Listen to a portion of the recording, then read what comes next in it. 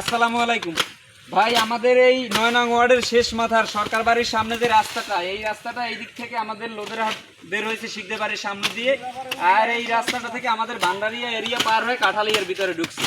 এই রাস্তাটা নিয়ে আমি কয়েকটা ভিডিও করছি কিন্তু কোনো রেসপন্স পাইনি, ঠিক আছে। কিন্তু আমাদের চলাচলে অসুবিধা, আমাদের বাচ্চারা এখান থেকে চলাচল করে। সামনে একটি সরকারি প্রাথমিক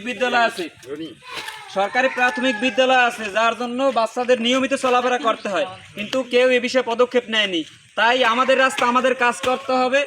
আমরা তো 16 আনা পরিপূর্ণ করতে পারবো না, সামনে বিশাল একটি ভাঙল আছে, এটা আমরা করতে পারবো না, কিন্তু রাস্তা মোটামুটি ক্লিন তো করতে পারি ইনশাল্লাহ। তাই আমরা সকলে মিলে উদ্যোগ নিয়ে আজকে আমি সবাইকে দাওয়াত দিছি। গাজীপুরের আমাদের এরিয়ার ভিতরে যারা আছে সবাই থাকার কথা ছিল, কিন্তু অনেকে আসতে পারে না। আমরা যারা আসছি আসলে আমরা এই রাস্তাটা মোটামুটিভাবে ক্লিন করতেছি, কিন্তু আপনাদের দৃষ্টি আকর্ষণ করছি নেক্সট টাইম অন্তত পক্ষে আমাদের রাস্তাটা অন্তত পক্ষে আপনারা রিপেয়ারিং করে দেন। আর সামনে ভাঙলটা একটু দেখো, আমাদের মূলত এই ভাঙলটা একটু কইরে দিন, এই ভাঙলটা যেন আপনারা কইরে দেন, সেই কামনা করি আপনাদের কাছে। ভালো থাকবেন সবাই।